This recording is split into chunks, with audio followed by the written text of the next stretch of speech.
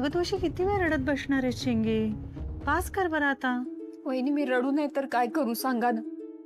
किती मोठी चूक करून बसले मी.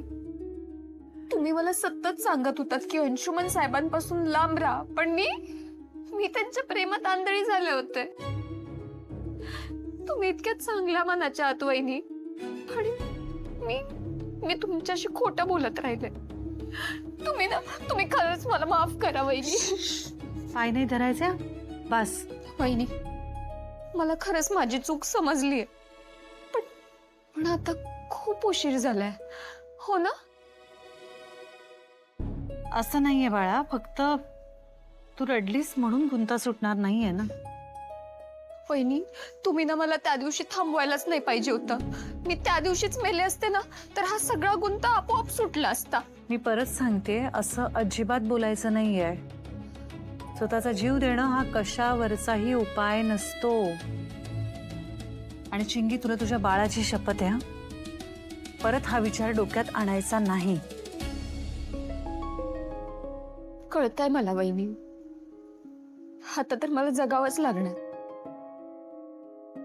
या बाळासाठी आणि स्वतःसाठी सुद्धा. मला माहितीये तुला आता असं वाटतंय की माझं आयुष्य संपून गेलंय, पण अगं असं नाहीये, असं नसतं. रोजचा दिवस, रोजचा येणारा दिवस हा वेगळाच असतो. आणि आपण one step at a time करणार आहोत, एक एक करून सगळं मार्गी लावणार आहोत. त्यामुळे प्लीज मी रिक्वेस्ट करते तुला, गिव्हअप नको करूस. नाही केलंस ना की आपण तुझं भविष्य पुन्हा नव्याने घडवू, सगळं छान होईल. वहिनी माझ्या भविष्याचं जाऊ द्या हो. मला ना माझ्या भविष्याची चिंताच नाहीये.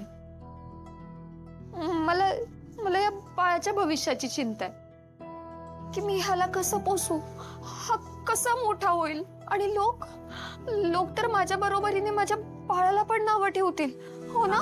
आपण लोकांसाठी जगतो का? आपण स्वतःसाठी जगतो आणि आपण आपल्या माणसांसाठी जगतो. त्यामुळे मग लोक काय म्हणतील याचा विचार करून कशाला स्ट्रेस वाढवायचा?